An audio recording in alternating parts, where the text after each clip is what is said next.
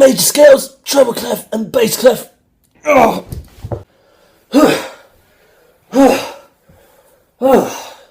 Hi everyone, I'm Ali McMahon, and this music theory video is going to be based on the major scales in the treble clef and in the bass clef. This will be a series, hopefully, of lots of different videos that try to cover and unravel some of the topics within theory in all forms of clef, and an attempt to just try and help contextualise and help absolute beginners to beginners understand some of these principles in the methods of theory music.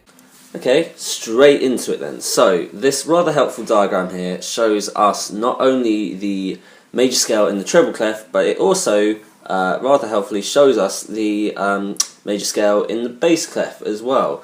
Now, allow me to point your attention towards the bass clef for just one moment. As you can see, as opposed to the scale starting on a C, it's actually starting on an E. And that's because the register of the bass clef is lower than that of a treble clef.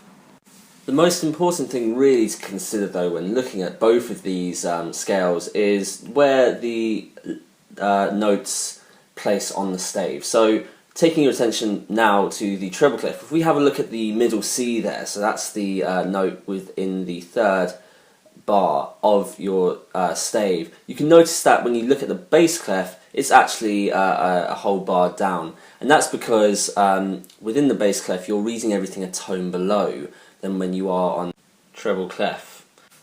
Commonly, the treble clef is read by musicians of the guitar and piano persuasion, whilst the bass clef is predominantly just for bass players only, and that constitutes as well to upright bass players, i.e. double bass players as well.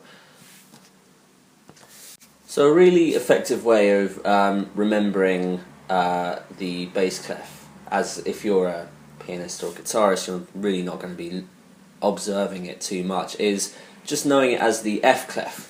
And in that sense, if we go up through the notes that we see here, you'll see that within the F notes on a bass clef, it actually goes between the two dots, and funnily enough, the two dots actually constitute to the clef almost looking like an F, hence the F clef. So that's something there that you can take away and use to remember the bass clef.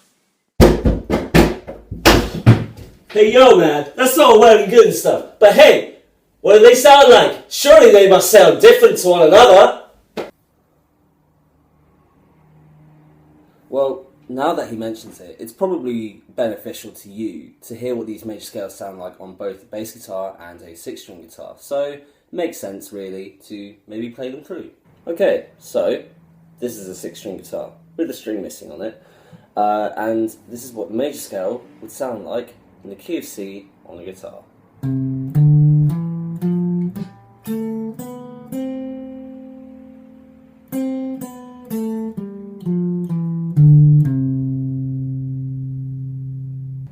And here we have the major scale in a lower frequency on the bass guitar.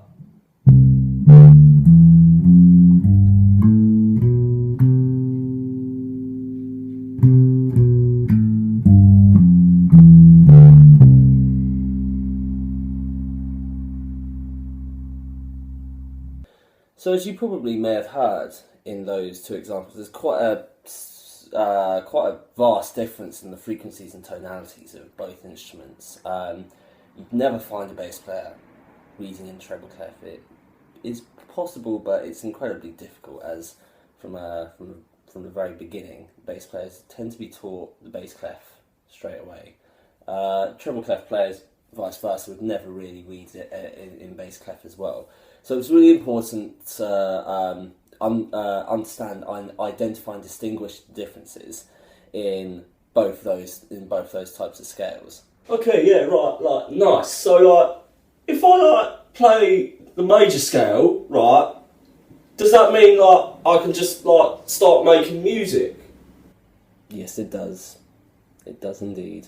Yeah, sweet. Alright. Does that mean like I can like make a tune so that I can like wow over a woman and take her out for a cheeky Nando's?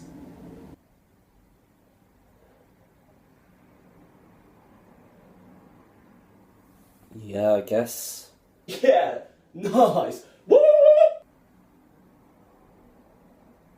Thanks, everyone.